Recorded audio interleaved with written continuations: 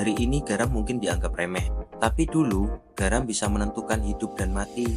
Ia bukan hanya bumbu dapur, tapi alat kekuasaan. Dan ketika rakyat tak bisa mendapatkannya, mereka melawan. Garam emas putih yang tak tergantikan di masa lalu.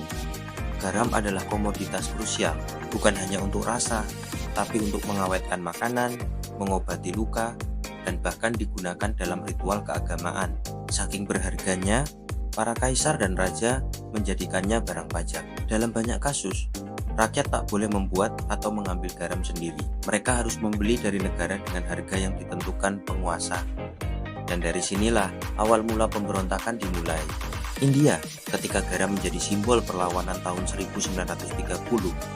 Di India yang masih dijajah Inggris, rakyat dilarang memproduksi garam sendiri. Padahal India punya garis pantai ribuan kilometer. Semua harus membeli garam Inggris yang dikenai pajak tinggi. Mahatma Gandhi tahu, ini bukan sekadar soal garam, ini tentang kedaulatan, kemiskinan, dan ketidakadilan. Maka ia memimpin Salt March, sebuah perjalanan sejauh 390 km menuju laut. Sesampainya di sana, ia mengambil segenggam air garam dan membuat garam sendiri. Aksi itu sederhana.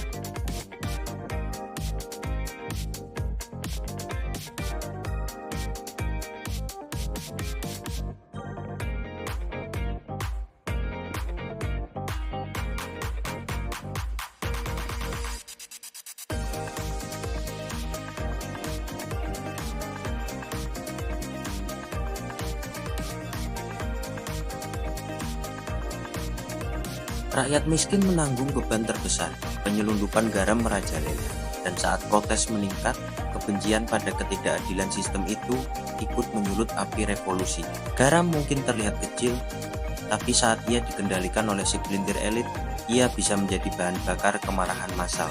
Garam dan kekuasaan garam memberi kita pelajaran pahit. Ketika kebutuhan dasar dimonopoli, rakyat akan melawan, dan kadang semua itu dimulai dari satu genggam butiran putih yang dianggap terlalu murah untuk dihargai, namun terlalu penting untuk dilupakan.